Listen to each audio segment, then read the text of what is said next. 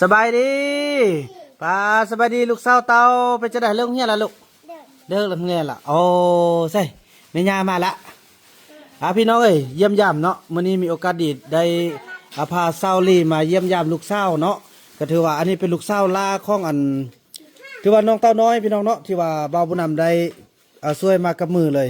ถือว่าถ้าบ่ได้เข้าไปทันในมื้อนั้นก็คงจะบ่ได้มีโอกาสเรียนหนังสือในมื้อนี้พี่น้องเอ้ยเนาะมื้อนี้ก็ถือว่าได้เดินทางมาฮอดแล้วก็ได้บิแบงเอาโดยกินเลยพร้อมกินเลยอยู่ป้ามีบ่ลูกแบบนี้น่ะบ่มี บ่มีเนาะโอ้ใครเนี่ยเบิ่งโอ้เนี่ยแกะตำนี้ออก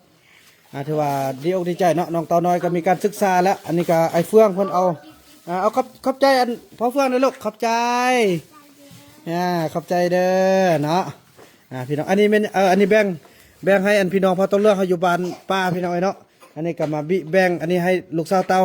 แล้วก็จะมามอบเงินให้จำนวน2 ล้านกีบเนาะพี่น้องค่าการเรียนจังซี่แหละถือว่าแม่ย่าเนาะหรือว่าแม่บ่าวบุญนำก็ยังไปซ่อนอยู่บ่ทันมาเถอะเติมจังน้อยก็สิมาเนาะก็ถือว่าดีใจตั้งใจเรียนนะลูกเด้อย่ามามันเก่งๆบ่น่าเชื่อพี่น้องเอ้ยจะได้เข้าโรงเรียนได้ที่ยังล่ะอันเดือนนี้ได้ที่ยังได้เป็นที่หกบัวเท่ลูกไปที่หกเนี่ยเอาเป็นที่ยังแท้บอกอีพ่อดูเป็นที่ยังเป็นแท้เขาเบิ่งที่แล้วโอ้บางทีแล้วโอ้แล้ววันนี้อันอยู่ห้องเรียนลูกมีจักคนลูกนะลูกเต่ามีจักคนอยู่ห้องเรียนนะบ่นับเลยมันมี6 คนติบ่แม่นเด้อบ่แม่นมี6 คนติสัญญาณของเด็กน้อยพี่น้องเอ้ยกินดูแซ่บบ่โอ้ดีใจพี่น้องเนาะอันนี้คือผู้ที่